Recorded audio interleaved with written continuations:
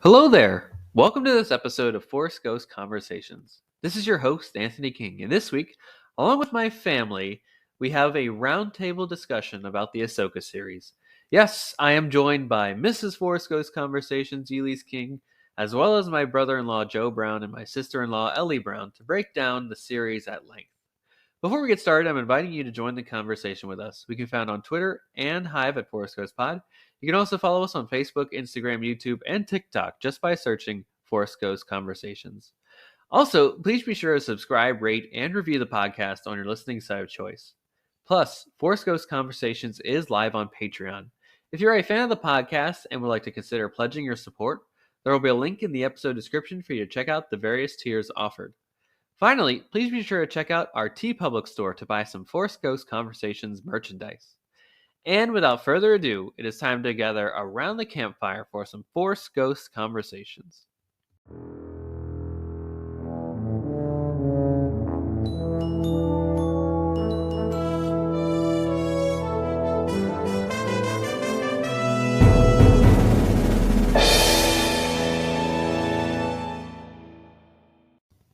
Okay, everybody, welcome back to another installment of Force Ghost Conversations. And yes, the Ahsoka train continues. I hope you enjoyed last week's episode featuring Caitlin from Sky Talkers on the show to talk about the climactic season finale, which we now know isn't just the end of the series. We're getting more. We'll talk about that in our next segment here.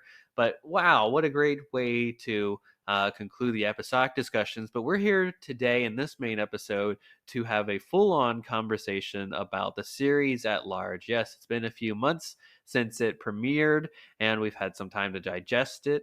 And I have brought my family members to come onto the show to break it down at length. Yes, Mrs. Force Ghost Conversations makes her return to the podcast, Elise King, as well as my brother and sister-in-law, Joe and Ellie Brown, who also are big Star Wars fans and have a lot of ideas and wonderful conversation points to add to the discussion about Ahsoka that you all need to hear too. So welcome to this big episode. It's a long episode, so strap in. It's going to be a fun, exciting ride on the other side of this segment here. But I've been teasing this for a few weeks now because I did so many episodes pre-recorded because of the holiday, and I didn't want to lug my equipment everywhere I was traveling. So we finally have Cloud City Gossip this week, and boy, do we have a lot to cover. So for those that may be new to the podcast, since we haven't done this in a couple weeks here, Cloud City Gossip is basically our news section of the podcast. We run through the news that's come out in the Star Wars, Lucasfilm adjacent, Star Wars adjacent galaxy over the past week. And maybe I'll add some commentary here and there depending on what it is.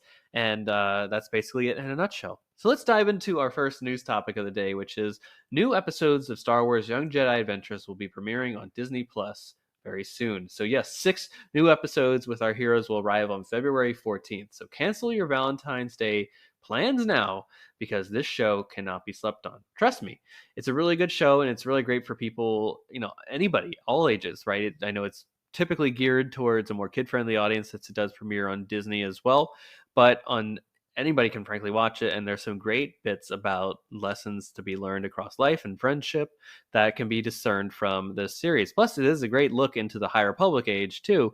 So if you have been reading the High Republic books and comics and audio dramas, all that stuff, you can finally see it play out in a live action, not a live action, but an animated sense. And of course, we'll get the live action tail end of the High Republic with the Acolyte very soon here, probably in 2024. So we will also be covering the series at length in the near future of Force Ghost Conversations too, so stay tuned on that front. Second, Star Wars Visions Volume 2 has been nominated for 6 Annie Awards. The Annie Awards constitute excellence in the field of animation, so I think we are the first, we're not the first on Force Ghost Conversations to say this, but, congrats to the team and to the studios who are receiving this great recognition. Like, it's just a wonderful thing to be nominated across the many categories that they were, and just Star Wars Visions is just one of those things that continues to have wonderful impact across the storytelling of Star Wars, and I hope we get a third season and just continued stories within the Visions universe, right? I know we had Ronin, the book that took place after the duel, which is from season 1 or volume 1, I should say, of Star Wars Visions. So there's a lot of ripe Star Wars storytelling within this sandbox that isn't constrained to canon of Star Wars, which I find to just be so fresh and inviting. And also these different cultures across, especially for Volume 2, get from across the globe, get to infuse their own histories and backgrounds and ideas into the Star Wars sandbox in a way. And the output on the other end is just really wonderful and fruitful storytelling for anybody to enjoy. So I highly recommend checking out Star Wars Visions Volume 2 and Volume 1 as well. And obviously, we haven't talked about them yet on this podcast. So we will be back in the very near future again to chat all this fun stuff it relates to Visions. Next, D23, Disney's Ultimate Fan Convention, will be taking place in Anaheim, California on August 9th, 10th, and 11th this year. For those planning to be in attendance, tickets will go on sale starting March 26th. And for those staying at home, portions of the convention will be live streamed for your viewing. This is where I'm here and happy to announce that Force Ghost Conversations will be at D23 this year. Yes, I'll be at the convention.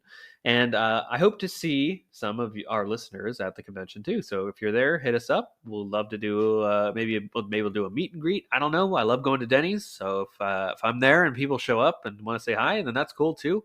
That's cool. And we'll be on the lookout for more fun announcements in regards to D23. Since there is no Star Wars celebration this year, I imagine that there will be a good Star Wars presence at the convention in August. For Rebel Moon fans, the first issue of the House of the Blood Axe comic from Titan Comics dropped this past week too.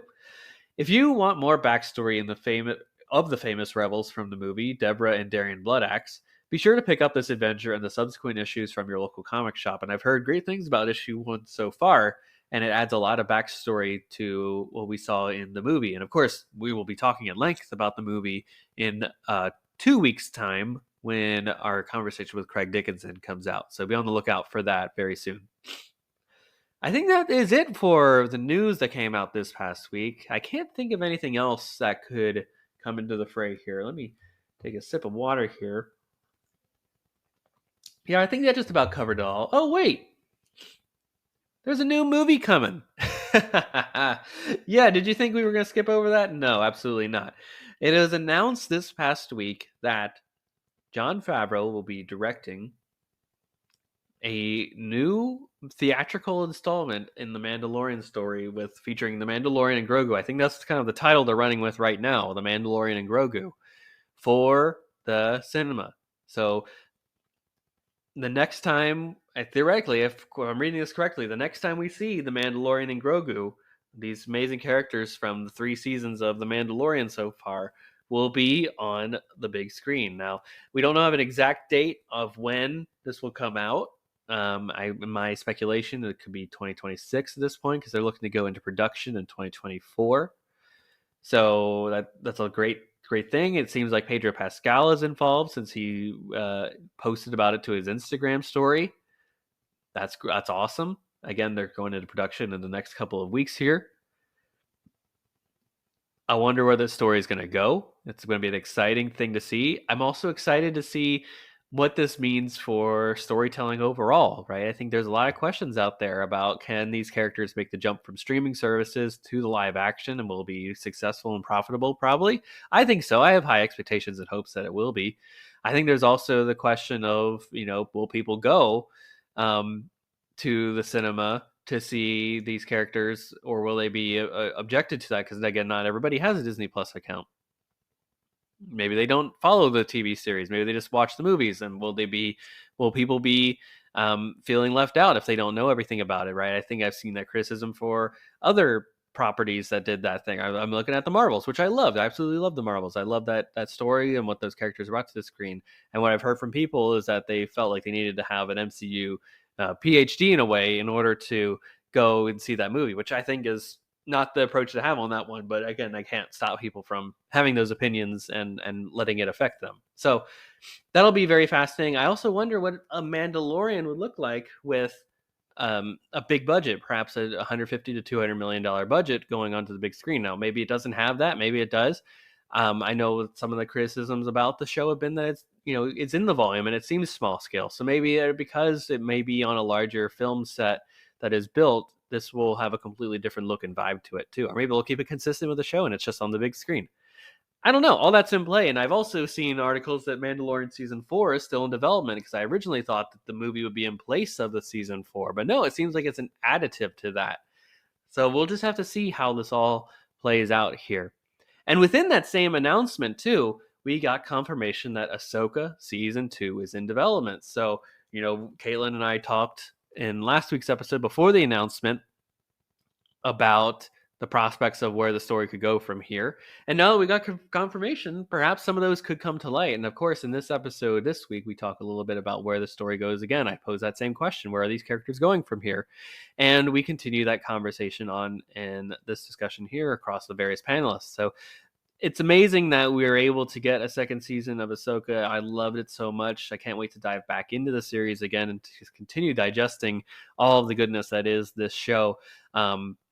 But that's all the news that is for this week. It was a big Cloud City gossip after the holiday kind of layoff in a way, where the people take a good break to spend time with their friends, family, loved ones, whoever you want to spend time with, or if you don't want to spend time with people too, that's also fine. And now people got back to work and they wanted to start off the new year with a big bang, and this is what we got. So all this is on the table here. It's coming full steam ahead into 2024, and boy, do we have a great episode for you on the other side of this short break here for Force Ghost Conversation. We have our Ahsoka roundtable discussion closing out our Ahsoka topics for this run. So stay tuned. On the other side of this break, we'll be back very soon. Stay tuned.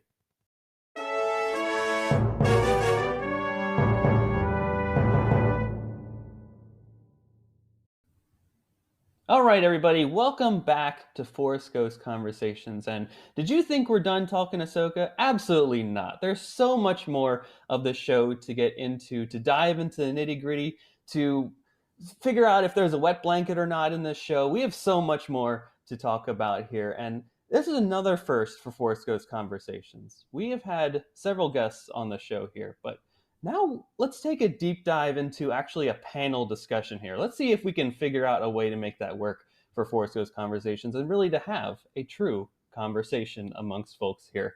So to do that, I've brought none other than my family onto the show.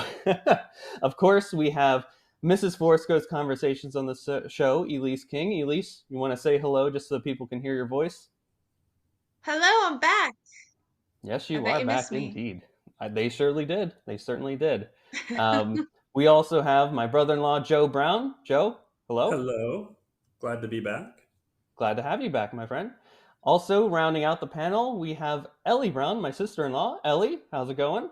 It's good. And to answer your earlier question, yes, there is a wet blanket still present. Ooh, ooh, ooh. Some Starting fighting off words hot. there, depending on some folks' opinions here. Well, let's start with our Ahsoka conversation here. And thank you all for joining this panel, first and foremost, before we get started into this. But the series has been out in its entirety now. And I want to kind of, since it's been a couple months now, actually, since it's concluded, I want to get your thoughts on how this series overall. And I want to hear about your original thoughts and how it's perhaps may have changed now that you've had some time to sit with it. So Elise, let's start with you. What were your original thoughts when the show came out and then when it ended? And now that you've had some time to marinate with it a bit, how have your thoughts or opinions changed on this series as a whole? I I think this is a very logical progression of Ahsoka's journey. So when I saw all the episodes, I wish I had been able to like sit there and binge it, but I'm sure if I had binged it, I would have said I wish I had more time with it. Mm-hmm. Just because some of the episodes like really were like if they had released like two the whole time, I felt like maybe full stories would have been played out because I was just like, oh my gosh, like where are we? What's going on? I think you said on an earlier podcast, like whenever something new comes out, you have to orient yourself to a character. Mm-hmm. And that definitely happened, but at the same time, like with what Ahsoka's been through, I think it makes sense for what happened. And I don't think my opinion has changed too much. I've just like really doubled down on I would watch this series again and again if only to see Anakin Skywalker back as Anakin Yeah, Skywalker. Mhm. And totally. um it's not my favorite show in totality. I think it's a great story and I'm glad I got it. But it does have like one of my favorite episodes of all of Star Wars in it, and that's the World Between Worlds Hmm. episode. So overall, not too much change. It was just kind of fun to revisit characters and have fandom be paid off by Yeah. watching all the TV shows and stuff like that. Yeah, we had the gambit of experiences with this. I remember when we finished episode 3, where we were just kind of like, "That's it." We were kind of more upset about it rather than being like, "Oh, I need that episode right now." But then when like that cliffhanger for episode 4, and it was like, "Hello, Snips," then we were like, "Oh, I need this episode right now." It was like a complete switch. It was such a positive outlook on Mhm. things. Mhm. Ellie, how do you feel about the series now that a few months has passed? I don't know if the time really changed anything for me, but watching it a second time did. So I know, Hmm. Anthony, I shared with you that, and we could probably delve into why, but I do not care for anything really the first time I watch it. Interesting. Yeah. My capacity is only about 70%. So anything I'm always a little bit like harsher on. And then I watched it very quickly in the last couple of days, and I would say things shifted. Mhm. Maybe not like dramatically, but definitely shifted. Hmm. Interesting. That Mhm. 70% rule. That's it's a good thing that you're going back through Star Wars again for the listeners at home. You've basically did a Mhm. whole binge of the entire saga, everything, TV shows, movies, everything, and now you're going through your second pass through, and Mhm. you've just made your way up to Rebels now. So you're almost halfway. Are you halfway? Is that kind of halfway at this Yeah, point? I'd say about Ye- half. Yeah, I mean, with Clone Wars, like, there's a lot of Clone Wars. I love Clone Wars. Yeah. It's good. It's good. Wow. Yeah. I want to know, Joe, your thoughts because like Rebels is your Star Wars, Yeah, so that's where, like, right? yeah, Rebels is my love. That out of all Hmm. of Star Wars, like, Rebels is what I could watch over and over and never like watch anything else ever. And for me it did shift a lot because I had so much love for these characters that so much time had passed from when Ezra disappeared to now. Hmm. And they changed so much, which watching through first, I was like upset, like, why? Like, why are you acting like this? What changed? Hmm. And so, like, the first time through, it's seeing it and not having the time to process, like, what was really going on, what they've gone through. Hmm. And watching it the second time through, it's like, okay, I understand some of their choices they made that made no sense at all, that were like, yeah, it was just upsetting. Like, why would you do that? And then the second time through, you're like, okay, I can see where you're coming from. Hmm. You might be wrong, but I can, at least now I can see where you're coming from. Well, I think it's important context to note that we just finished season 1 of Rebels before we started Hmm. rewatching Ahsoka. Hmm. Maybe a couple episodes into season 2. It So was a it's a couple. very different mindset than the last time Yeah. we watched Ahsoka. Mm, interesting. Yeah. So, like, I don't know. I'm not putting any character on the spot here, but like Sabine. I am. What was she doing? I Yeah, guess right. we understand it, but You geez, what you a see her when fool. she's just like painting stuff and being this marauder for the early stages of the rebellion, and Hmm. now Yeah. she's literally handing over the instrument that can bring Thrawn back to the galaxy. It's like, Hmm. what are we doing here, guys? Your guilt has overcome your reason in regards to Ezra. I realize I'm no Jedi because I can understand why Sabine did what she did. Like Ezra's her only tether to family, I think she Mhm. feels like in some Oh ways. yeah, now that her family's I was also gone too. Yeah. Hmm. yeah, trauma response. I mean, her whole But family's gone. Like Yeah. everyone's busy doing something else. She's completely disconnected. She probably lives in the past. She literally lives in Yeah. Ezra's home. with Like, Yeah. she literally like in a tomb almost. Like yeah. but I think I was like, okay, I'm no Jedi because what's really frustrating is like no one's yelling at her Yeah. When everyone comes together in the last couple episodes, I'm like, okay, Ahsoka, she had a choice.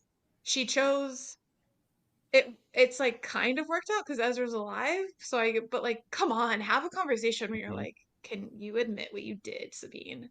Can you admit that you were a Right. selfish piece Or of not having to have a butt? conversation with Ezra. Like Ezra's Hmm. just like, oh, it's complicated. Yeah, let's get into that a little bit, Right. Yeah, Ezra. it's a lot of patience on his part for sure. He sacrificed his Also, whole Ezra's just life. like, take it home, take it home, take it home. I'm not gonna Yeah, ask yeah. I questions if just it's want a to go take it home. home. Well, that's a really great segue Uh, there, that Joe, you started bringing up there. And for my second question here for the group, and Joe, I want to start with your thoughts on this one. Okay. A lot of the discussion online has been calling this series basically Rebels Season 5. Now, do you agree with that statement or that sentiment? What are your thoughts on that one? I would wholeheartedly disagree. All right, I And like it. and here's like one, it could be going from animation to live action, like creating that connection. There might be, some issues with knowing these characters as their animated selves Hmm. and then seeing them in live action. Like there's a little bit of disconnect there. But Ahsoka, like the show, is phenomenal. Like I love it. But on the flip side, if you threw Rebels season 5 label on that and put it out, I don't know how many people would be excited Yeah. if you had that name on it. But now that it has Ahsoka, you can enjoy it for what it is. Interesting. Yeah. The whole audience, like, you may alienate a certain audience if you just do a continuation of a series or label it as such. Yeah, that's a Yeah. really good point. Ellie, what do you think about that concept? Ahsoka is like to me kind of like Rebels meets Obi-Wan. Like Hmm, that's a it's way to put it. it's very much like you picked up with your characters that you loved and had like this huge emotional climax to, and they're not doing well emotionally Mm. or, structurally in the New Republic. And I think that's hard. And so in a way, I like to separate it in my head as being something completely different. Kind of like you said, Joe, it Hmm. frees me up to not hold it to that standard of like, Yeah. where's my banter between the group? Where's my Mhm. relationships? Where's that depth of what's going on the Thal, like all of that. So I don't see it as season 5 because I think that would ruin it for me because it doesn't fit. Hmm. Hmm. Very good. Very good perspective on that front. Elise, did we lose you there? I can't see your camera for those of us at home, but do you have any I'm thoughts on this here. matter? Okay, great. I don't know where my camera decided to turn off. No, I think they said it all. It's not Rebels. Rebels is about the group. Rebels is about the family. Hmm. This is, I think, especially with certain episodes, like very clearly about Ahsoka and like her path has significantly crossed with the Rebels family. Right, And right. they're going to need everyone when it comes to battling Thrawn. So they got to get all the players on the map, but it's not about Rebels because Rebels is a unit. That's right. Yeah, I think yeah, I think you hit it on the nail there, in my opinion, at least, where it's like this is Ahsoka. Ahsoka is the protagonist, and all these characters around it. Yes, they were in Star Wars Rebels, but they serve to move her story forward. They are side characters in this. They are not the main character. They're there to push her forward and Yeah. showcase her character arc as this person that's literally stagnant in the beginning to then someone that's able to accept where they're going and to make peace with the past, if you will, in a way, which I find to be really cool. But we have talked a little bit here about some side characters of Star Wars and Star Wars Rebels, and when we watched it together, when we were doing that, we had several discussions about Hera and Sabine. We might have pre-talked a little bit here about some wet blankets and Sabine's choices overall. But I really want to have a more candid discussion about this now that some more time has passed and you've watched the series the second time through. All that good stuff has come to pass. So, how do you think that they were handled now? And Ellie, really want to start with you on this one Mhm. because you have the hottest take when it comes to these characters. So I'm going to preface that Elise has pointed out to me lovingly, I am very hard on female protagonists, especially like strong female characters. Um, Mm. and so that's something that she's pointed out to me as we've watched other shows. And I did reflect on that post watching this. Um, upon watching Rebels, I decided Hera doesn't become a wet blanket till season 2. She, Mm. when she's independent from the New Republic, from the Resistance, when she's just with the crew, she's a very different person. I And I was gonna think, ask if you think it's Mhm. like the embedding into a government that Yes. makes it different. Mm.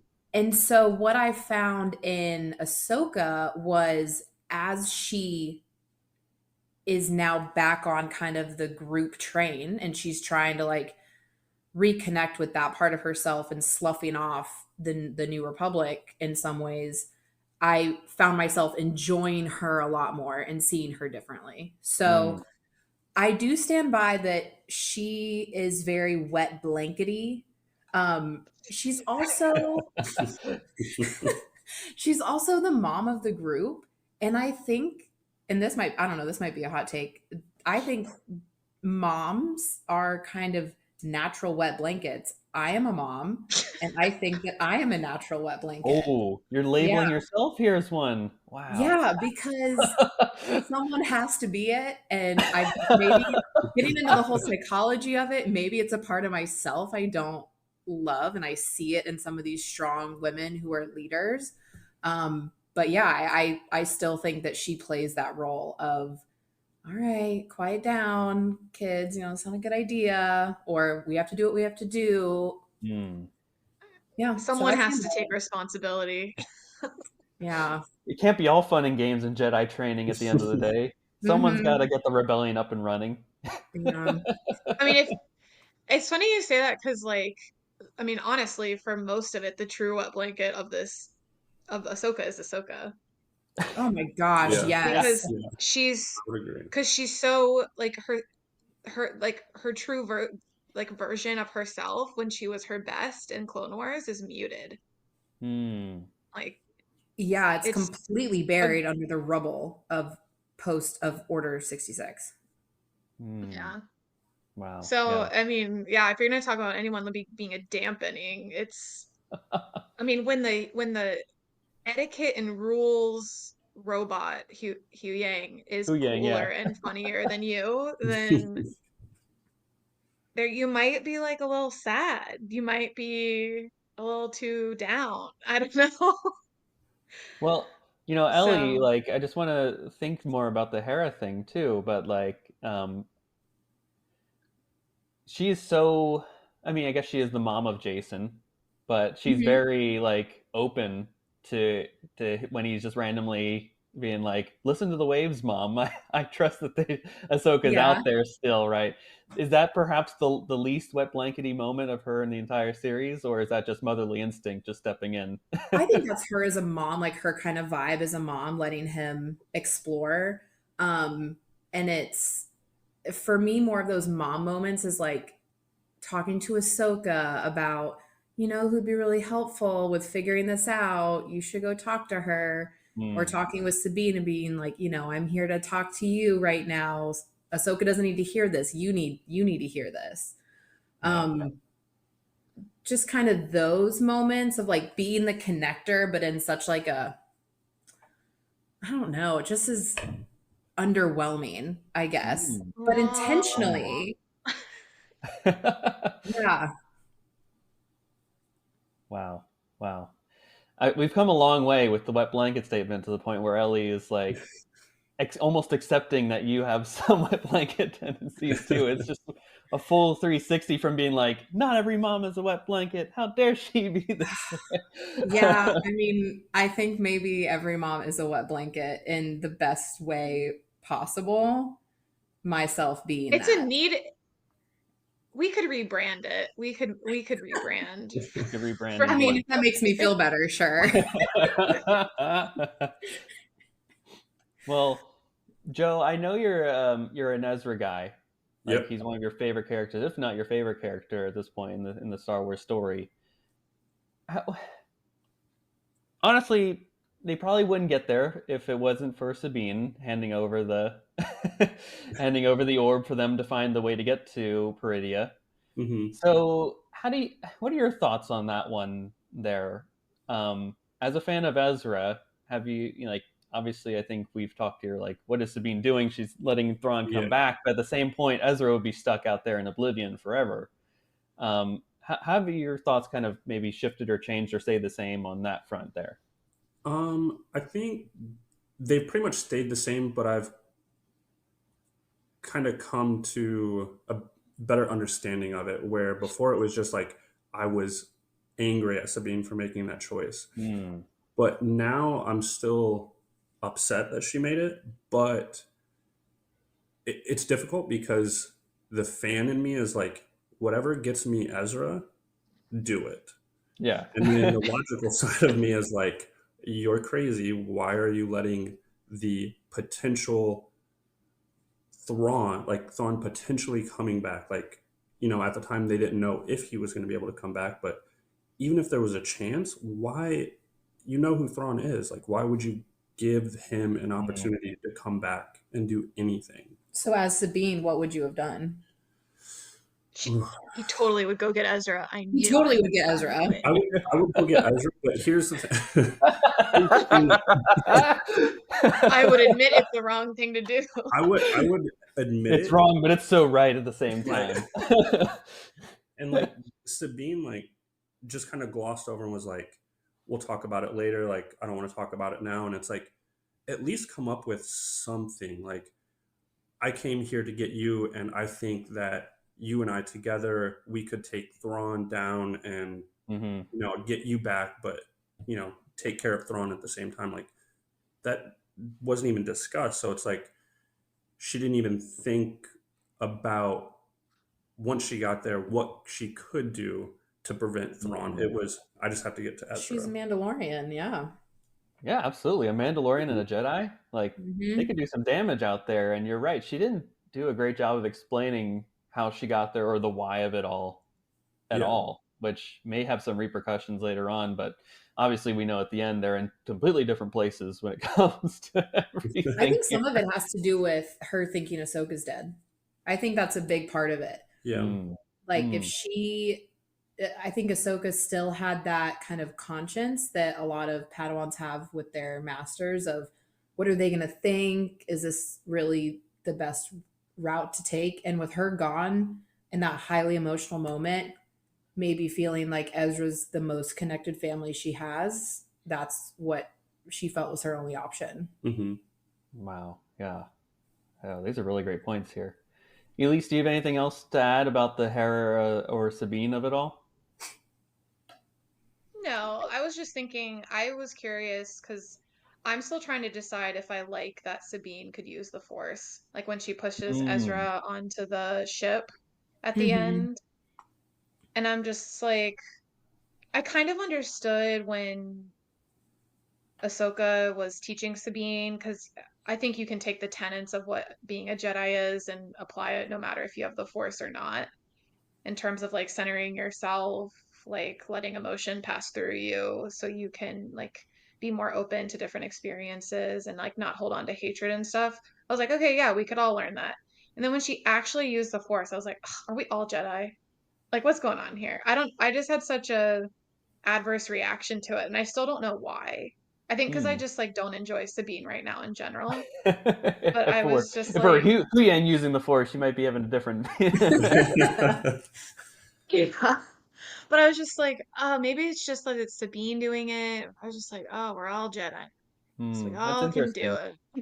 Yeah, I'm Yeah. glad And that you know that there might be the Sabine of it all, right? Go ahead, Joe. I want you to let you have your thought there yeah. on that. So along those lines, like my first initial reaction was similar, where it was like, why does Sabine deserve Ahsoka? Ahsoka's this amazing, Oh. like, why does she deserve to get Ahsoka when Hmm. she hasn't shown really any force sensitivity at that point. So why? Was that was your mindset watching it through the first Yeah, time? Okay.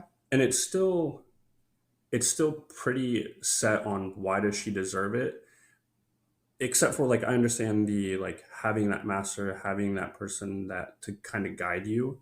I get that part. um but my like at the end I was like, who initiated that conversation? Did Ahsoka seek out Sabine, or did Sabine ask Ahsoka? Like, what made Ahsoka think, "Hey, let me train Sabine, who has It's probably Hera yeah." having a mother conversation with her. Oh, maybe. She needs something right now, you know? She needs something to Something. hold on to give her structure. I mean, that's a really great question there because honestly, we're just given that epilogue sequence of Rebels where Hmm. Ahsoka just shows up and then she has that staff and gets Sabine's attention and then they go off from there. I mean, But she starts yeah, with Kanan. She does some training with Kanan. mm-hmm, mm-hmm, Yeah, and I even was like it wasn't like with Ezra where he comes in, unlocks the codex, and like Kanan's like, okay, he Right. deserves this. Like he Yeah, it's needs kind of this. residual. Like he Yeah. needed someone else to yeah, practice with. he's got enough midichlorians to count. Mhm. I can't remember from Rebels, but like when how well did Sabine wield the dark saber? I can't remember. Once she got over her own like trauma of, or not really get over it, but she came more to terms and at peace with the trauma of creating weapons for the Empire, which is what held her back. She actually was, I would say, in my opinion, pretty skilled with it. Hmm. Um, Again, of course, that just might be the nature of having to do a quick episode for the 20-minute animation of it all and to move that story along. But she seemed pretty good with it up until the end of that season when they gave it to Bo-Katan then. The reason I'm asking is because I mean they made a point in the Mandalorian series that like he could not master the dark saber. There wasn't like he was not gelling with it. There was like very little incompatibility. So maybe, I mean, it's Filoni. I think every moment in Rebels counts. Mm-hmm. Hmm. Um, so I was like, maybe that shows a little bit.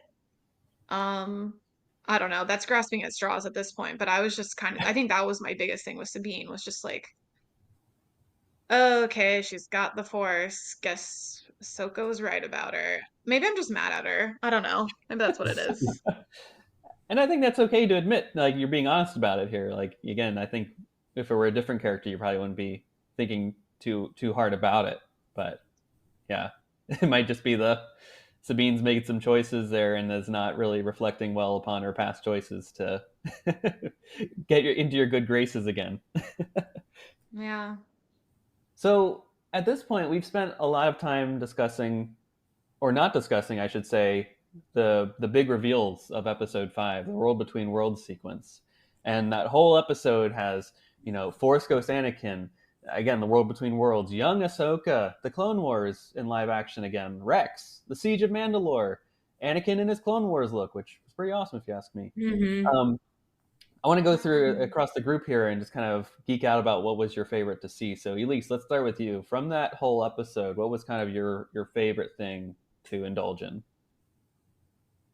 I mean, besides just staring at Hayden Christensen's face, I mean, I was the 14-year-old in me was like, I'm in love again.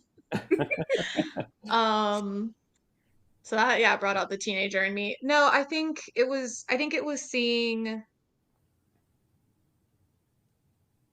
I just love a self-aware Anakin. Hmm. And I loved Clone Wars and like seeing Rex was I got pretty emotional seeing Rex in Mm-hmm. live action. That was an emotional moment for me and seeing him in the Clone Wars like where it's still like oh we're slowly starting to see how he goes down the dark side path, but there's still so much hope that he could turn it around at that point in his life and or not go so far down it because he has so many great moments in that series that I think that was again I would rewatch it over and over and over just to see more live action Clone Wars, I think. Yeah, yeah, agreed. Joe, what it stands out to you most in that episode? I would say the world between worlds, just because of Mm-hmm. the possibilities that that opens up. Mm-hmm. Again, Agreed. seeing that again from Rebels is is always going to be near and dear to me. But then honestly, when I watched it through the second time, when Anakin was dueling with Ahsoka, watching how skillful he was and how smooth everything was, I was like, this guy, he is unstoppable. Like it was just Oh so yeah. smooth and perfect. Like that sequence was amazing to watch the second Mm-hmm. time. Yeah, when he does that, Joe, like, wasn't it interesting? Oh, go oh, ahead, go ahead. Anthony. No, sorry, I was just gonna remark about how cool that, like, that move that he does, that trademark Anakin move with that spiral lightsaber twirl that he Hmm. does. Yep. Oh, Mm-hmm. go ahead, Elise. I was just gonna say, like, kudos to Hayden Christensen for like having such a unique lightsaber style that he can like still Yeah. own to this day. But I was thinking about that too, Joe, where I was thinking of like all lightsaber fights we have seen since Hayden Hmm. Christensen and Anakin Skywalker's style, and I was like, even going back after all these other like with even with Rey and everyone, like his style is such the chosen one style. Hmm. Where I'm Mm-hmm. Yeah, like, he still seems like the best wielder of a lightsaber I've seen in all of Star Wars, and I was like, that's impressive to me. That even after seeing like the future in the past, it's still more resonant. It's still really impressive.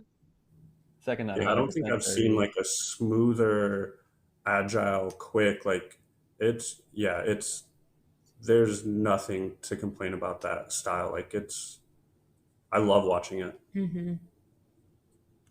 Agreed. Mm. Hey, like that prequel, like those lightsaber duels are really unrivaled across the board from anything that they've done. It really shows the Jedi at their in their prime in a way, but also not in their prime because they're heading towards their downfall. But just goes to show like there was a true art to the lightsaber duel that maybe not have been passed down in later generations once Yeah. Kenobi got older and couldn't really train Luke at all. And then Luke wasn't training the Jedi to be warriors; they were training his new group to be a bit pacifist. So I think maybe Kylo Ren might be the only one that has that intensity that Anakin once had. And of course, that's in the Mm-hmm. bloodline there. That's in that Skywalker lineage. So it Hmm. all ties in Right. there. Ellie, what do you think about Episode 5? What stood out to you? So Clone Wars is my Star Wars. I've decided that's like where my heart Mm, is. yeah, you And did. You did so, become a bigger fan at that time. Yeah. yeah, so obviously seeing Clone Wars was really exciting. Seeing Rex was awesome. I really loved Hmm. that scene. I think I pointed it out again when we were watching it. Yep. But the best scene for me was watching Ahsoka come back to life.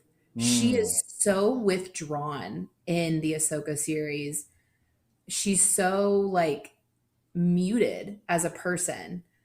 And it's similar to like the Jedi way where they're like too cool for school, but in a mm, sad way of like she like Mm-hmm. her light is dying. And so when she realizes that it's Anakin there, um, it's like she's thawing. And I was reminded of some of those moments of Clone Wars. And I think that's really why I enjoyed that episode. Although I agree with you, I could watch that scene a million times and find something different every single time. I think some of it would probably have to do with where I'm at in life as well. mm, interesting. I like that you said the word thawing too, because like she's Mhm. in water at the same time. So like, what do we do when we're trying to, defrost something really fast? We put it underwater. Yeah. And yeah, that's an interesting way to phrase it there. I'm gonna have to marinate that on myself a bit here, just to think about how that might mean for what does that mean for the world between worlds? Is it really water? And two more Right. things on that front where it's like I love like literally when she's like, "This is the Clone Wars," and then Anakin has that tongue in cheek moment. He's like, "Yeah, no kidding." Right. and, um, exactly right. Like Ahsoka's almost rebirth in a way. She becomes Ahsoka the White, kind of like a Gandalf the White kind Yep. of thing. She's almost Hmm. reborn as this new character that Hmm. has come to peace a bit more with her past and her master, and she's able to let go of that relationship, or at least make peace with it in a different way than what she was before, and is able to move forward in her journey rather than being a stagnant person. I mean, it's just a really beautiful scene and executed very well across the episode. For my money, I will just Mm. say I love seeing Anakin in his Clone Wars look, because that was something I always like. It's when in 2008, 2009, 2010 me, I was like, what's this short hair, blocky Anakin hair in those early Mhm. seasons of Clone Wars before they grow it out a bit more. And I thought, Right. how would Hayden Christensen look with, like, I'm not sure how I would piece this together here in my head at least. And then now I got to see it with like the little armor pieces on his chest plate and all that stuff Yeah. too. I'm like, man, all right, I believe it. This is it. Elise, were you about to say something then? I was gonna say that's the Clone Wars scene also made me realize, like, in live action, you realize just how young Ahsoka was. Like, she's a baby in the Clone Wars Yeah. scene. Yeah. Yeah, we And actually looked up, She's 17, isn't she? or At the end of the Clone Wars, she's 17, so she's yeah, Yeah. 14 when they start. Yeah, Yeah. Like that's crazy young. That's a really good point, Elise. We thought about that last night. just and imagine a she's 14-year-old being a general in an army. Like, boy, we're the Jedi doomed and from to the have start if like that's who you're leading your clones. and to have like grown men call you commander, and like, you're holding their hand as they're dying on the battlefield. Like, and I think Clone Wars, and they do a good job in Clone Wars, and I think us do a good job showing Ahsoka like see the clones not as clones but as people. Mhm. Yeah. And yeah, so like it like brings that reality, and I think their conversation reflects it too, but I was just like, she's so young. And Anakin is so young. And Yeah. he's carrying himself like a 45, 50-year-old man who's like been to at least every war in the galaxy. Like, it's just what the Jedi became. I was like, they had no chance. They had no Yeah, chance. agreed. And to that point too, this is something that I've only really heard recently from a couple of other podcasts, and when I've been listening to their Ahsoka coverage now too, is that this is the Anakin Ahsoka relationship is really cool across Clone Wars, but also in this sequence too, you get to see it in a live action sense for the first time. But this is really a glimpse into what Father Anakin would have been like if, if maybe he didn't Mhm. go down a darker yeah, path, and you got to see him being a father to Luke and Leia. Like, this is the best example of what that would be like. So this is him in this sequence in a way being a father figure, that the father that he could have been to his real children, but to his adopted Uh, daughter in a way in I Ahsoka. I would argue brother. I don't know if a Father, father okay, would be like, suck it up and move forward. I mean, maybe, but I maybe. didn't get a fatherly vibe. No fatherly vibe indeed. All right. Well, hey, maybe we'll have to rewatch the episode, and we'll dissect it even further in that moment.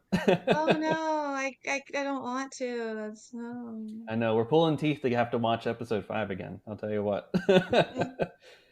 But even more cool than episode 5, maybe episode 6, in my opinion, because we get the debut of a particular blue guy in live action Star Wars. Yes, the bad Wait, guy that wait, was being. Anthony, Oh, before go we ahead. go, can we I just ask I want to know your opinions on like why we see Anakin shift to Vader, like switch, go to Vader, go back. Like, why do you all think I'm still like, I have an idea, I have like my idea of it, and then I change it almost every time I think about it. Because I'm like, why did they show such a like they showed the Vader and Anakin at the same time, and like one taking over the other and then switching back? Like, why do you all Hmm. think that happened? Hmm. Great. Yeah. Ellie, Joe, do you have any immediate thoughts on that one? I want to know your thoughts first. I mean, she's always struggling with, here's the Anakin that I know, and here's what he turned into. So it's like her seeing Anakin, but also like it's almost like, oh, I forgot you do become Vader, and it's like she gets a little glimpse of, oh, this is what he became. That like I think that's what those like flashes might be. Yeah. I'm similar to Elise. Like I very often switch because I do think about this scene a bit, and it does switch often, which is why I think it depends on where I'm at as well when I think about it. Um, but I agree with you that Ahsoka does a really phenomenal job of separating Anakin and Vader. Like she never refers to him as Vader. It's always Anakin. Hmm. She's careful. Like my master never got to finish my training. it's like when he becomes Vader, Anakin dies for her, and Mm. that's survival for her. So it But probably would she's rock still her. haunted by it. Yeah. And so it could be that like when she remembers, it completely just like rocks her world. And it's like, oh my gosh, that's right. I forgot that. It could also be that reminder that like that potential is there for anybody, and Vader Mm. is a part of Anakin. It could be that. Hmm. I Mhm. don't know. Mhm. I'm undecided. So I'm gonna yes and you there, Ellie. Um, so we never really got to see Ahsoka address the Vader of it all. Like we God, literally I see want that her so in bad that season too. 2 finale Mm-hmm. where she, says like, "I am no Jedi. I will avenge Anakin," Yep. basically in that climactic season 2 finale, and then we see her at the end of season 4 when she's in the World Between Worlds sequence, and then we pick up basically in the Mandalorian with her story. So on screen, we never got to see how she actually addressed the Anakin of it all, and it clearly, in my opinion, she hasn't. Mm-hmm. Um, that's why she's where she's at the beginning of this series. That's why she doesn't train Grogu. That's why she doesn't, she feels like she failed Sabine in a way. Um, she never really addressed that relationship. So there's a bit of fear in that, like, and also in that entire sequence leading up to that climactic lightsaber duel, she's like, if if this is you and you taught me, right, like, I'm just learning your lessons here. Like everything that you are, I am. Mm-hmm. And then Anakin's like, but I'm more than that, right? So, and she's not seeing beyond that. She's just seeing the great evil that he becomes, and then she's worried, is she passing that down to Sabine without Right. realizing that we all have choices to be different, and maybe not even remembering. So I'm sure she probably had a conversation with Luke at some point to be like, yeah, he actually redeemed himself at the end. He made a good choice and came back to the light side and all that. I think that all comes into play there, and this is really just the whole purpose of the whole World Between Worlds sequence, and how she's just stagnating at this point in her life and her journey as a Force user. Not as really, she wouldn't describe herself as a Jedi, but as a person that is just trying to do good out in the world, a Ronin trying to make sense of everything out in this wild abyss of space. So that's really where my brain gravitates to that one, Elise, is that she needs to overcome the fact that Anakin was this, and make peace with that, and realize that just because he was that doesn't mean that she is that, and that then she needs to move on and let go of that perhaps fear, that attachment in a way, and to also just process the fact that her master did horrible things across the galaxy. Yeah, I think that all makes sense. My like foundational struggle is like in the world between worlds, is this Ahsoka seeing what she needs to process, Mm. or is this like the actual Force ghost of Anakin showing her a reality that she has yet to face? Does it matter? I don't know. Um, Maybe. I I personally just want more Force Ghost Anakin, or like flashbacks of Anakin. So I'm just gonna choose like, I definitely think like Ellie said, she's thawed, she's come back to life a little bit, like she's chosen that she wants to live and live well. Mm-hmm. I don't I don't I don't know if she's like fully reconciled her No. feelings on Anakin. I think there's a big open-ended question with how that whole scene ends between them. So I'm saying she's got some more She has internal tons of work to exploring do. to They do. all do. They are so traumatized they can't even think about what's happened to them. Yeah, More yeah. flashbacks. More flashbacks. That's We just what need Star Wars needs. processing. Is more Order 66 flashbacks. No, but I How think many? flashbacks to like after the rebel scene, like you said, like that would be super powerful. But yeah, I Yeah, mean, being able to confront the two versions of this man that she loves, that's really hard. Anyways, I was like, we've all talked about like how cool it is to see, but I'm just like, that was like, I think you could write a thesis on that episode with like Oh yeah. what Filoni's trying to like showcase with how he portrayed Anakin and stuff like that. So I agree. had I to, agree. had to ask. No, no, I'm glad you did, because that really gets to the why of the episode, and what was the ultimate lesson, which I think might be a question later on in this discussion here. So keep your eyes on that one. Um, so yeah, let's get into the Thrawn of it all here. So Thrawn makes his live action debut in this series, as we kind of alluded to and talked about a little bit here. So, how do you think the character looked in the transition from animation to live action? Joe, let's start with you on this one. So at first I was a little kind of taken aback because I was like, I know that's Thrawn, but I'm used to seeing this slender, Mm-hmm. strong, like cheekbone, like character. And then I realized, oh, it's been 11 years. So, Yeah. he's not going to look the same. But the second he started speaking, like, obviously it helped that it's Lars that did Yes. his voice. So it immediately came back and it's like, that's Thrawn. Yeah, I think having the same voice actor for this one really cemented it as Yeah. the Thrawn. Elise, what did you think of of the look, perhaps how he was portrayed, the writing? Did it kind of sink as, yeah, this is Thrawn, or did you have some other thoughts on that one? No, I loved it. I think the actor has such a gravitas on screen that like his mannerisms, I was like, this is who Thrawn would be in real life, especially a middle-aged Thrawn stranded on a planet for a while.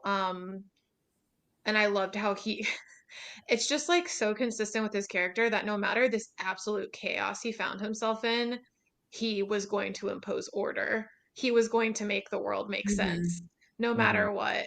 And um just use the resources to the best of his ability. So I'm a living contradiction because I'm so mad at Sabine, but I'm also so glad Thrawn's back. I want just as much as I want Anakin, I just want Thrawn all the time. I was like, he is the best villain. I love Rebels for Thrawn mostly. Yeah, I think we all would be Um, the night troopers chanting Thrawn as he's walking by. Mhm. Yeah. yeah, and like the zombie army, I thought that was so cool. I just love the whole aesthetic. I was like, what a tattered but resilient and like desperate force. That's such a Thrawn thing. Yes, what was once a dream has now become a frightening reality for those who may oppose us. What a Yeah, and the pragmatic writing, that's a leader. good call. Yeah. The writing was like, oh wow, it's like almost like Filoni's just being able to create Star Wars. I'm like, it's so consistent and so good. Yeah, when he was like, oh, when they find out that Ahsoka is still alive and she's coming out of hyperspace with the Star Whales, the Purgle, and he asks Morgan Elsbeth who her master was, and then he like did this full Thrawn deep dive on his like a little iPad thing there into Anakin Skywalker, and then was able to Oh yeah, calculate every move about him. I wanted to ask. I thought Ellie, you would be. I don't know why, but I was like, oh my gosh, I bet Ellie's really interested in like Thrawn Anakin interactions, like how that worked in Yes. the past. I I love Thrawn. He's just so respectful in So the respectful. power of the Jedi. Like he doesn't I made the comment Yeah. last night we were watching, I was like, I love that he doesn't underestimate the power of a Hmm. person. And that's why he's Hmm. able to accomplish what I mean, any other villain that we've had in Star Wars, they wouldn't have made it. That ship would not have left, at least not with everyone on it that needed to be on it. Um, Hmm. but he is so careful and Mm. calculating and not assuming anything. And I am very interested in more of his. Anthony's probably going to say, send the books, read the books. I'm interested in his story individually. Yeah, if only there weren't six Mhm. Thrawn books to direct you towards on I'm this going one, to fall Ellie. asleep if I read it, Anthony. I can't read a book anymore. That's fair. That's But I fair. am curious, Anthony, in those books, do Hmm. they have Anakin Thrawn interactions? Oh yes, yes, yes. They Oh, do have a darn it. whole thing together. Yep, yep. Yeah, He knew him. He actually is able to determine that Vader is Anakin too, based on his mannerisms. So that uh, tracks. Yeah, Oh, so they makes had a lot sense. of interaction. they've had a Okay. lot of interactions over the years. Yeah, yeah. So I highly recommend Ah. all the Thrawn books. They're worthwhile and written by the guy who originally wrote Thrawn as a character in the '90s for the Heir to the Empire books that really inspired a lot of his original work in And Rebels. is it canon? Yeah, those 6 Thrawn novels. Three are a prequel, all about his people, the Chiss, and how he comes to the Empire, and then 3 are with his time in the Empire, and then as Rebels is going along, there's a couple episodes where he's not there, and then it explains what he's doing in between those episodes of Rebels. So, highly recommend for people. There's a lot of great stuff there, and just more time with Thrawn. Frankly, you get a sense of the inner workings of his mind. Especially a book can offer that really well. So you can really see the chess pieces across the board on that matter. So I Well, think you will Ellie, like maybe I'll audiobook it and send you Cliff Notes. Maybe. My TBR is Yeah, like 100 books, so I want to read it. I just know I'm going to make it 2 pages and then I'm just going to be knocked out. One day. is I'll that talk a to you in wet like 10 years blanket? about it, Anthony. it. Sounds good. Sounds good. I'll hold you to it. I think too on that Thrawn front. I think at least you and I especially, were like, when he was all like, acceptable losses. He was just very pragmatic Mhm. about things. He's like, really, like the thing that we need the most is time. We've delayed the Jedi enough. Like if they get lost here on this planet, that I don't care. They're not get. There's no way they're getting back. The Mhm. only way they're And getting that's, off is on this ship here. So what do you have any thoughts on that, Ellie? Then and that's so important because literally Ezra, who he's been hunting while they've been on this planet for how long were they there? 11. 11 years. He's like, whether he's stranded or he's killed, I don't care. I'm Mhm. going back. Like, wow, to be able to set aside, none of the other people in power would be able to set that aside. That would be like their main focus. Oh, I've got people now. Great. We're going after Ezra. We're killing. Oh, just kidding. Now we're stuck in this battle. Oh, we're being overtaken. Okay, now we're destroyed. No. Mhm. He's like, great. Do whatever you need to do as long as they don't get on the ship. I don't care. That's a crazy person that should not go back to the galaxy. Yes, yes, that's Well, not and the it's guy you want to be he's facing. he's not sadistic, so he's not gonna get caught up in just like pain for no reason. He's and he's an even more interesting Thrawn now because his ego was shot when he lost, Mhm. right? So now, like you Ellie said, no assumptions. He's gonna take a win as a win, no matter how it happened. And then 2 or 3, he's hungry. He's had 11 Mhm. years of stewing and plotting. And I mean, ultimately, we know this doesn't end happily for the New Republic. Yep. So I'm like, I'm this is a excited. dangerous beast who's calm, collected, and ferocious. And yeah, can't wait. Yay! Yeah. Also, Thrawn's the New hungry and Republic he's kind of found us. sucks right now. Their Yeah. outfits are Yeah. terrible. They're Hmm. lame. I was Lame. They thinking are that I the was like in they're the ultimate wet oh my blanket. yeah, what Senator Ziono really what's is. Let's this? be honest here. Oh my god. But even like Mon Mothma, so like what's I'm just oh my gosh, I'm blanking on the spy show. Resistance? Oh, No, the spy show before Andor. it's Andor. And Andor, when we meet Mon Mothma, like she's like becoming a spy and she's like trying to do all this stuff against the Empire and she's interesting and then she like leads this whole like great rebellion and then all of a sudden she's snuffing out that light for this stupid republic that like ugh. We Like hear very well bureaucracy is a hard thing to control. You know, maybe we just don't try and unite the galaxy, you know? Maybe we Mm. just let it be. Anarchy across the worlds, perhaps. Perhaps that's the system to go. They can have their own things. They can have their own things. I don't know. But I was just like, yeah, ultimate wet blanket. Even Mon Mothma, who was a freaking spy in the government, lame. hmm Look, I think if it were up to Mon Mothma, she'd be out there too, but she just has, a whole galaxy to take care of. And as we've seen in The Mandalorian, right? Like it's a fledgling New Republic already as it is. Like they're struggling to get resources put together. They have to employ former people of the Empire in certain places and high positions in order to keep things running and functioning. So it's just one of those Yeah, hard but if they scenarios can't that they were even put listen to into. war heroes, they can't even listen to war heroes talk about Yeah, their the senators honed reminded me instinct. the senators reminded me of like the Jedi Council. Just like Mm. disconnected, Hmm. passionless, above it all. And it's like, wow, you are so not listening. Open your ears, stop being zen and listen to what people are saying. Yeah, it's already about the rules and not about the actual moment you find yourself in. Mm-hmm. And also the fear of So, starting a war, actually leading to starting a war. Where have I heard that before in history? oh my gosh. Hmm. Well, anyway, it sounds like they need Thrawn, and I'm here to see him shake it up. Yeah, I'm excited for it. Yes, yes, more blue man in the Star War.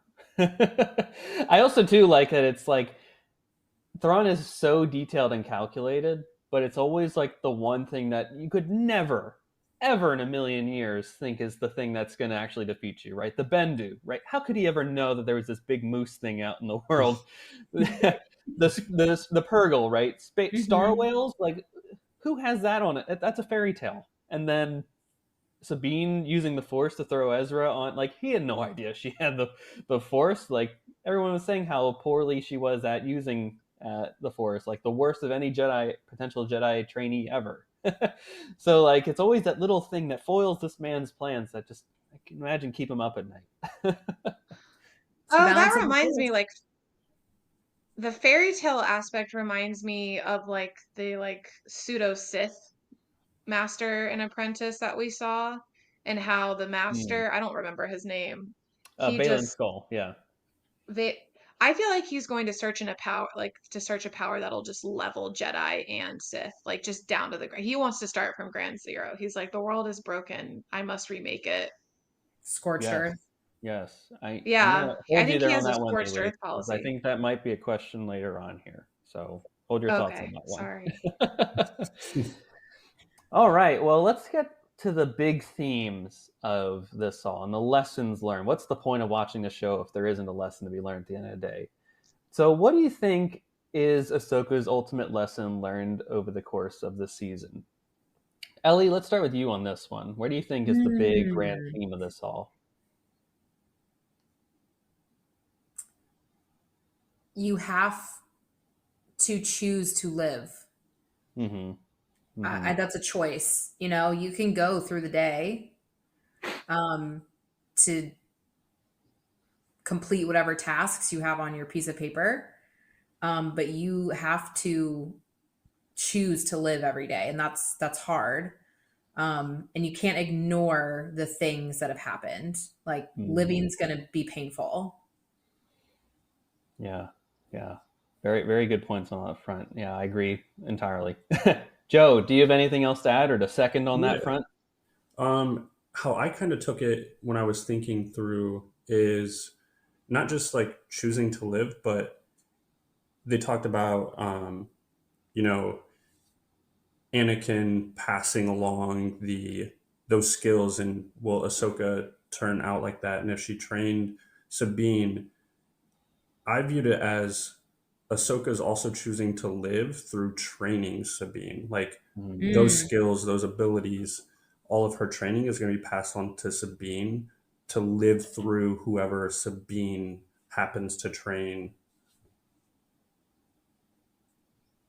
Yeah, it's like a complete lineage of quite Yoda to um, Dooku to Qui Gon to Obi Wan to Anakin to now Ahsoka and then Sabine and who's going to be next after that one? It's actually kind of beautiful when you think about it in that way. Like it's just Mhm. Hmm.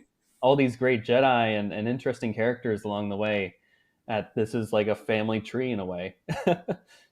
So cool. So cool. Elise, what do you think about the grand themes of Ahsoka? To quote Dune in our brother's favorite quote, fear is the mind killer. Mm-hmm. Mm-hmm. Uh, I think the Republic's scared. I think Ahsoka's scared. I think Sabine's scared. Um, and like Ellie said, if you're letting that fear dictate, then you're just stuck. You're standing still. Mm-hmm. So, that's the major takeaway I got. And people who are like truly living with conviction, like even Thrawn, like he's succeeding. He was stuck for Hmm. 11 years and he probably lived more in some ways than Ahsoka did. Yeah. Yeah. I would agree with that 100%. And then there's even a way to look at the adverse of that, where he's always like, "I got to get off this planet. This is miserable. This is hell. Hmm. How am I here? This planet is a landscape." Whereas Ezra is living with the naughty, and frankly, living a pretty good, making the best of it. Frankly, like the naughty don't. Those cute turtle creatures that he's with are Adorable. they're not like feeling sorry for themselves living on this planet. No, they're happy little nomads, kind of rolling Hmm. around. So like in a way, there's like beauty in just about anything. It just depends on your, I guess, point of view in a certain way. Like Yeah. that exists there if you want to see it, and if you don't, then that's all right too. But both can exist. The duality of everything, it's always there. Hmm. And I like what you said. I agree with you 100% there on that front, Ellie. Like live or die. What's the point of Yeah. living if you're not going to at least put an effort into it? And it is hard, and then you have to accept things from your past and all that and move forward. But you know Right. that is part of living, and we have something new to offer each and every day. And otherwise, why are we even doing this?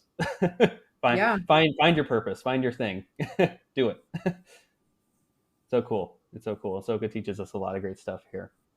And this finally brings me to my last question for the group, and it's going to be a big one. So we're going to spend a good amount of time on this one, and we're going to let the theories run wild. We know that we're getting a season 2 now. We got this announced yesterday, confirmed by Lucasfilm. Season 2 of Ahsoka is coming some point in the Oh, I didn't future. know that. Mhm. Okay. Yay. So yes, breaking news here on Force Ghost Conversations. Yes, we got. Ooh, that Did you makes all, me very excited. do you also know Ooh, about the Anthony, tell Mandalorian? him the other news. Oh, I was about to say, Yeah. yeah, I was going to say there's a movie too. I did see The that. Mandalorian and Grogu are going to be their next feature. The next thing is going to be a movie. They're going to have to be on a big screen movie in the theaters. Oh, when does that come out? Did they release any dates for any of this? They said that it's going to go into production in the next couple of months here. So based off of that time schedule, I'd imagine 2026 is probably when you're looking that's going to come out. Okay. All right.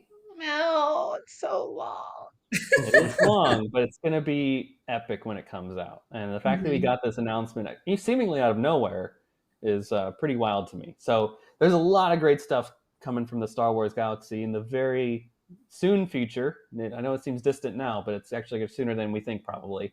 Hmm. Um, but I posed this question to Caitlin in our episode last week, but I really want to hear your thoughts on this matter. So the season concludes with a variety of different paths. Thrawn and Ezra are heading back to the main galaxy of Star Wars, with Ezra reconnecting with Hera. Then Ahsoka, Sabine, and Huyang are seemingly trapped on Peridea. Shin Hati is left with the bandits on Peridea, and Balin can be seen atop a statue which looks like the father from the Hmm. Mortis arc from Clone Wars. So the big questions here, and I'm coming to you first, Elise, on this one here. Where do you think each of these characters go from here? What do you think could happen in a season 2? Where does your mind go at this point? Well, so we also know that there's gonna be, I don't know, is the man like it's gonna be a Filoni movie. There's gonna be another movie, right? So Eventually, and it's it's a a two Filoni separate movie. things. Yeah, yep. The Mando movie is its own separate Yeah. thing, and then the Filoni Heir to the Empire perhaps movie is another thing. So through the Mando, through Boba Fett, through Ahsoka, I kind of see this as Filoni and Favreau getting all the chess pieces on the board for Hmm. these Hmm. movies. And leading up to the First Order and that fight. So, we started getting people on the board with getting, you know, Ezra back. Sorry, I lost my train of thought. Getting Ezra back. And then I think the next season is going to be okay, eventually getting Ahsoka and Sabine back, right? We need everyone back on the board. Um, Hmm. I am so excited to see what Balin does. I would love flashbacks from him if we could about his experience in the Jedi Order. I would love, I want to see like the, what is it, brother, sister, father. I never know how to pronounce it. Yeah, The yeah. Of the Mortis arc. Yep, yep. Yeah, I would love to see like more Force stuff that's not Jedi. I love seeing that. Like Sisters of Dathomir, love that they're back. Hmm. Love it. Yeah, I love them. Um, I like that there's different Force. It just makes the game more interesting, right? And so I think there's gonna be like different alliances and loyalties and stuff like that. I think we get more of the rebel group back together. So I think this is about getting all the players on the board for these big movies to push us forward. Mm-hmm. Mm-hmm. Interesting. I like where you're going with Um, all this there. Yeah. Yeah.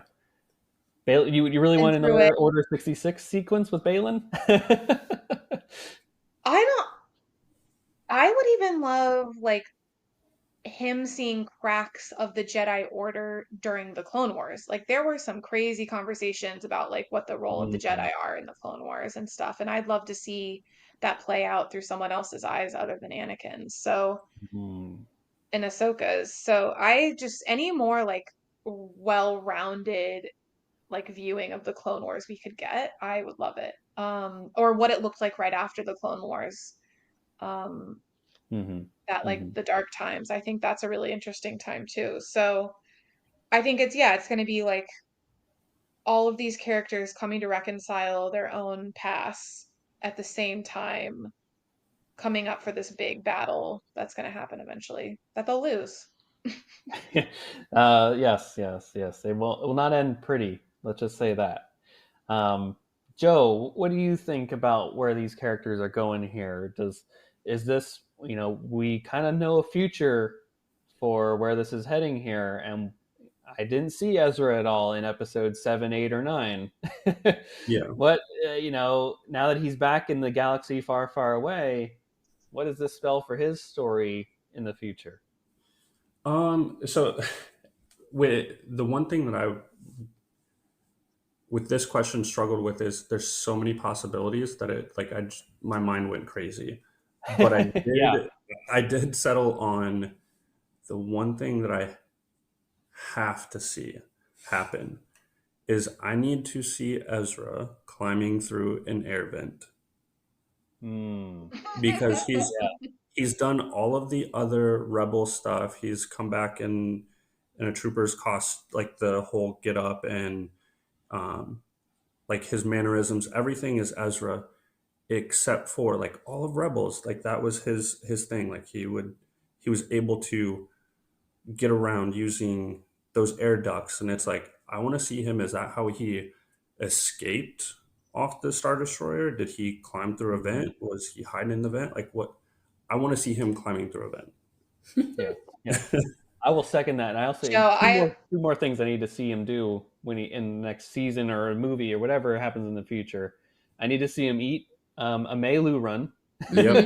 Mhm. Hmm. and two, I need that boy man, whatever he is now, to get a hug from Zeb Aurelios. Oh Mhm. yes, yes, Where's my Zeb? He's got to be yeah. in this group I too. really want to see Zeb and like that brotherly vibe that those two had, Zeb and um, Ezra. Like that relationship was so much fun to watch.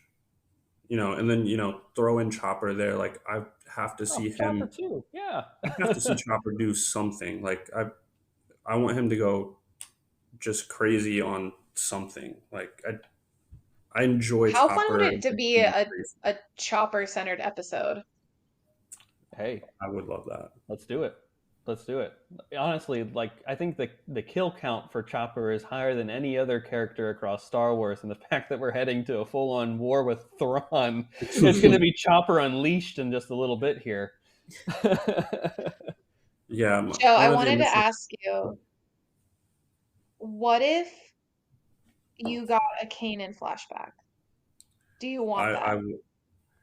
I would lose it if I got a flashback. What do you mean lose it? Would you cry? Yeah. Yeah. I want. Okay, we need Kanan. Star Wars. Hear us. and I would I think that would be something that would kind of like whoever saw that flashback, like probably Ezra, but I think that would kind of be that morale boost that when they're down low, like they need something extra. I I would like to see a Oh, or a flashback of Force Kanan. ghost. Well, I Hmm. said that at the end of Ahsoka with Anakin standing right there. I said the one thing to make this perfect would be Kanan Yes. standing there with him. Ooh, Hmm.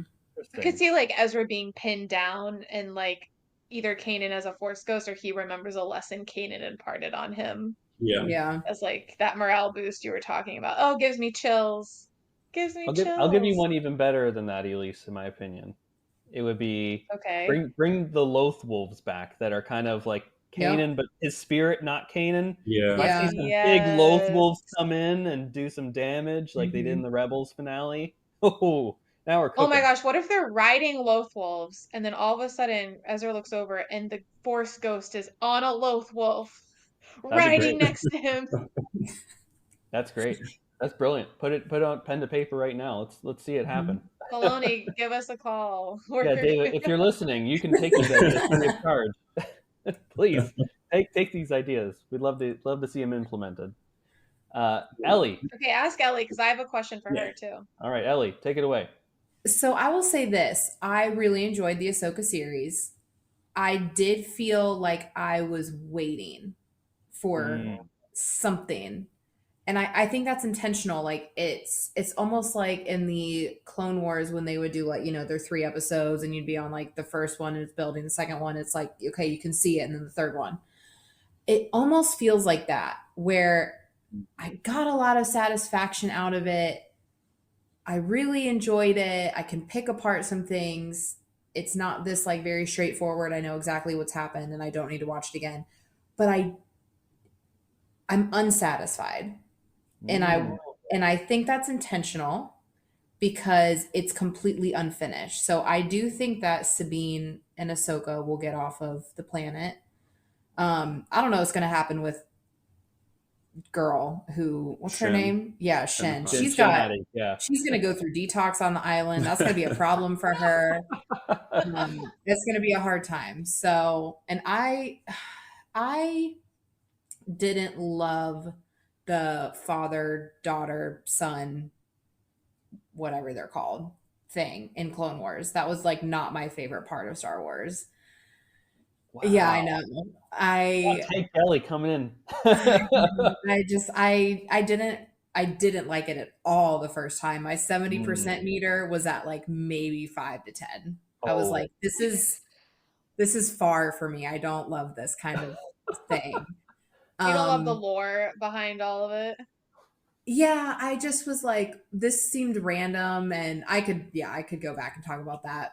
But I do, obviously, Balin, it seems like, is going to go search for that because, yeah, like the dude's holding his hand out, and then his son is there in the rocks next to him, but the daughter doesn't have a head. I don't know. I mean, it's decrepit after all this time. I don't know. It's because she's dead, Ellie.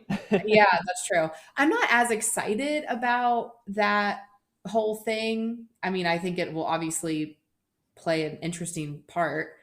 But I'm more excited for them going back. Zeb needs to come back in the picture. Kanan needs to. He didn't play a big role, and he was so huge in that group of people, but neither did Zeb. And I think that's one of the reasons it feels so unfinished is they completely left out certain parts of that cast. It's not Rebels season 5, but it is Rebels characters.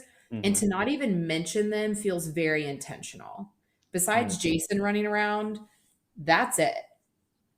So I think they're going to reunite and we'll have a lot of fun action and a lot of heartbreak that I'm Okay, here for. that's perfect segue because my question for you was, Ellie, it's Star Wars. Let's say all the players are on the board. The end, whatever the end is. All right, so we have all the Rebels characters back. We have Mando. We have Boba Fett characters. Who's dying? Because everyone this is dying, Elise. Everyone is dying. Saying everyone is dying?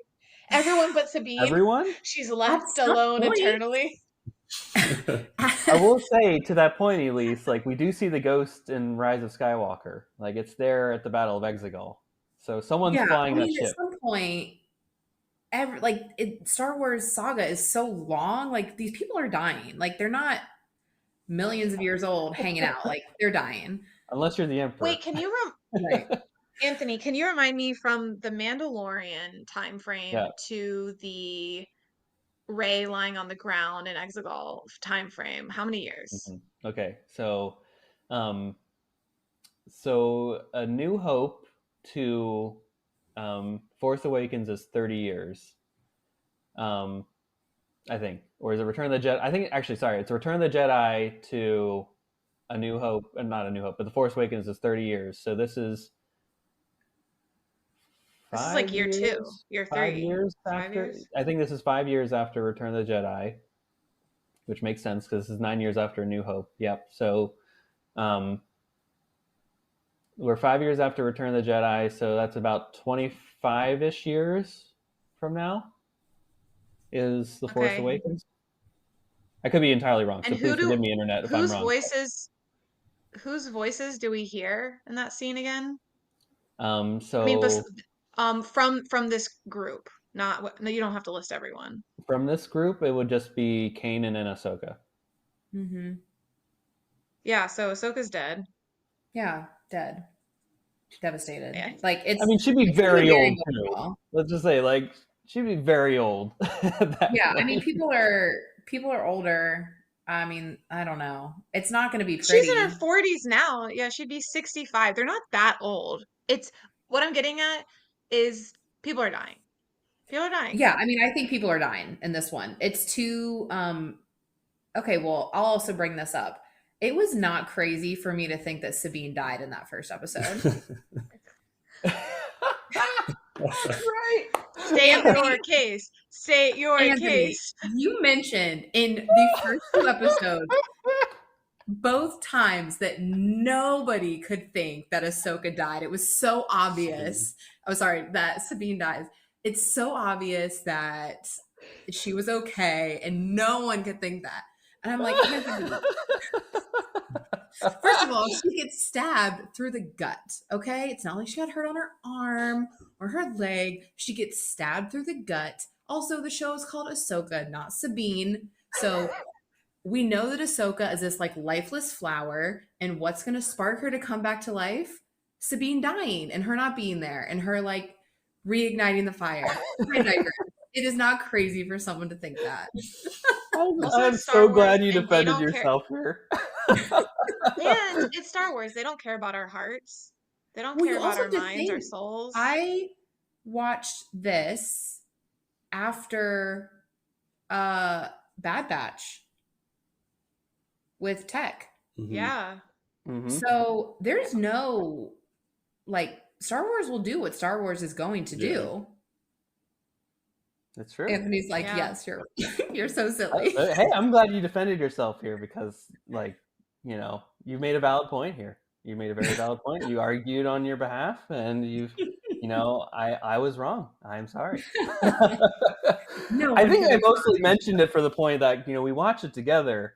At least I saw your Mhm. reaction, and I just remember you just looking at Joe and be like, "She's gone, Joe." And She's he's like, "You can't be serious right now."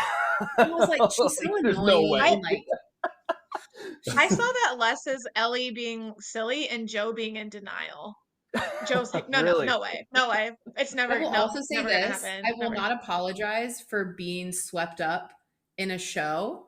And I'm sorry that you guys can't live with that sort of young magic in your hearts to be able to just watch something and not be like, that's totally not possible because of blah, blah, blah, blah, blah. No, she got stabbed in the gut with a lightsaber, and it is plausible that she did not make it. Boom. End of story. Well, we all know we're not going towards a happy ending, so No, people are maybe dying.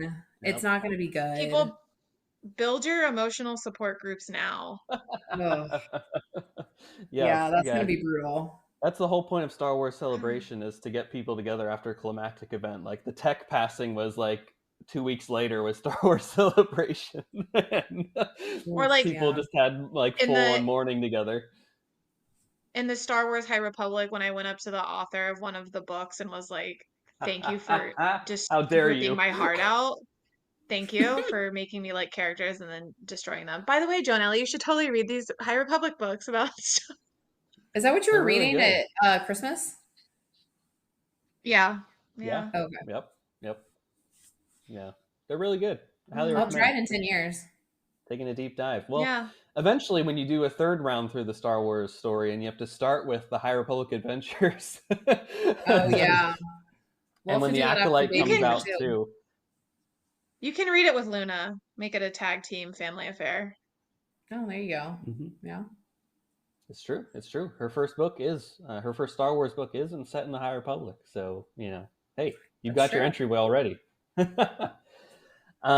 For my money, I think I'm really excited about kind of just this whole concept of Peridia and this fairy tale land that only existed in dreams and nightmares that they kind of described earlier in this. Like, we are in an almost in an untapped potential of storytelling in this new world and what other new worlds are out there.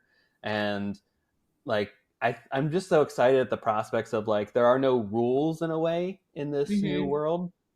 Like, does the force work the same on this planet? Does it work Yeah. differently on other planets? Who are the new creatures and characters that we can come across here that we Right. haven't seen before in other Star Wars storytelling? So I think this will really be a great way to keep it fresh and interesting for us fans as we rewatch and try and find connections to stuff. Um, so I just like that, anything could be possibility in this new world that we're in. And what was once a fairy tale in a different galaxy could perhaps be a reality in this one. I'm like, what other things were Jedi fairy tales that they talked about that people thought were crazy nonsense that are actually possible Right. things? Yeah, Like, that's a good if point. if Mortis is a real planet, if Peridia is a real planet, like, all these things are on the table now, and we can perhaps explore them in a new way and live action, and all this is on the table. So that's really exciting for me personally. Mhm. Can I just say Um, that Go it's ahead. Yeah. so ironic? It's just ironic that the people who can move stuff with their minds, like, brushes things off as fairy tales. Hey, you know that better No, than we anyone couldn't reading the High possibly Republic. travel. Yeah, I'm sorry. Idiots, idiots, all of them being like, oh yeah, that's like For totally, we children. can't travel between galaxies. Children, how silly of you. And I'm like, you literally pick up rocks with your mind. I don't know what you're talking about right now. Yeah, Right. We yeah. should we should That's not believe childish. anything. Even People think you're a fairy tale. yeah, exactly. Well, I mean, it's pretty. Yeah, I mean, it's like, what, 20 years later after the Order 66, people are like, oh, the Jedi? I thought they were a myth. Like, it's so quick how things just dissipate when Yeah, they're gone and just become memory. that's true in Well, general. time will tell. Time will We'll tell see indeed. who's right. Yeah, I mean, hopefully we get this next season sooner than later, because we got questions and we need to get answers for them. And I We like what you need said, to Ellie. see This is like Ezra a in a, I was gonna oh say, we need to see Ezra in that duct. We need to yeah, see we him gotta crawling see through a him. vent. We gotta see him crawling through a vent, Die Hard style. Like, this has got to happen. And I do agree with Ellie. This is almost an incomplete story. We're left on a Hmm. cliffhanger in a way, a literal cliffhanger. He's hanging on the edge of a finger on a big mountainside. Balin's skull is pointing out into oblivion. Like, how could you not want more immediately after this? And just everything. Thrawn being on Dathomir. What's up with that? And Thrawn back in the galaxy far, far away again. Like, my gosh, this is so cool. Uh, the New Republic kind of having a mini rebellion within itself to, like, say, like, we need to go fight this Thrawn threat over here and the inner turmoil that politics. Um, there's Oh, just that so I many told you things. so Yeah. from Hera is gonna be so satisfying. Oh Oh yeah. my gosh. Oh Honestly, I yeah. was Yeah. glad just for Thrawn to come back so that stupid senator, I was like, pick up the phone, send him call him on FaceTime, like something, like just show him back. Yeah. Yeah. He's a wildcat, that Senator Ziono. Like, he's gonna be eating his words very soon here. He's gonna go. Yeah, maybe we should have taken that threat more lightly. Like, maybe we should have focused on that a bit more. Too late now, guys. Too late now. Hmm. It's always too late. Well, everyone, thanks so much for coming on this episode. I do want to give you one last chance to air any last thoughts that you had on this. So we'll start with you, Elise. Do you have any final thoughts on Ahsoka before we close out here? More flashbacks. More flashbacks. More flashbacks. That's it. Just give me more. More, more, more. More, indeed. Indeed. Joe, final thoughts on Ahsoka. I really enjoyed it, but the other thing that I kind of want to see maybe answered is they've been on Pridia for 11 years, and there's seemingly no other like space travel that's stopped there, because Thrawn and Ezra are still there. If they had an opportunity to leave, I think they would have. Sure. So it's, is there no travel there because they know the Night Sisters are there? Or is there just like the resources aren't there for that? So I kind of want to see how that plays out. Interesting. Maybe it is a graveyard in many ways. Ellie, final thoughts on Ahsoka. I will need to watch the show a few more times. To get you fully at 100%, we need to get you a few more viewings of this. Yeah, it needs more. I need more time with it. So that is, but I think that's all of Star Wars, to be honest. I think people In some way, need this more time is, with it. yeah, and in some ways, this is like a very cerebral show. Mm-hmm. It's an introspective show. I agree. It asks more questions than it answers sometimes, and I think that's just Filoni in general. He's not going to tell you what to think. He's just going to give you many avenues to think. Yeah, and it's not a one size fits all. It's this show in particular, because I think if I had never seen Rebels, I'd have a very different perspective. Not a bad one necessarily, just a very different perspective. If I hadn't seen Clone Wars, very different perspective. And those are two shows that people don't always watch from Star Wars for whatever reason.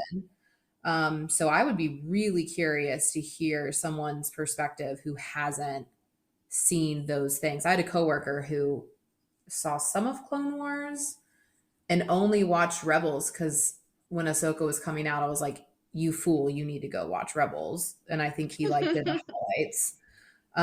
But yeah, very interesting. I will hopefully get to share my thoughts about wet blanketness again. Well, very good. Yeah. So this has been a great episode. I think we can all agree that the panel format works, and it'd be great to have you all again in the future to chat about future Star Wars things as more things come out, as we recontextualize other Star Wars items. I think it'd be great to get this gang back together regularly to have these fun conversations. So thank you all for, first off, joining this panel. And to those of you at home, thank you again for listening to Force Ghost Conversations, your cozy home for deep dive discussions into all things Star Wars. Thank you for listening to all of our Ahsoka coverage to this point. And if you haven't listened to our Ahsoka coverage, go back and listen to those fun episodes, and then come back to this episode and think about how the different viewpoints and opinions have impacted how we watch the series, and all the fun stuff that's coming for Star Wars along the way too. So be sure you're subscribed to Force Ghost Conversations on your podcast platform of choice. And also follow us on social media on Twitter, Instagram, Facebook, TikTok, Hive, YouTube, and did I say? I think I said them all. Just search Force Ghost Conversations and we'll be there in some way, shape, or form. And we look forward to connecting with you on those platforms to continue Ahsoka discussions well into the future.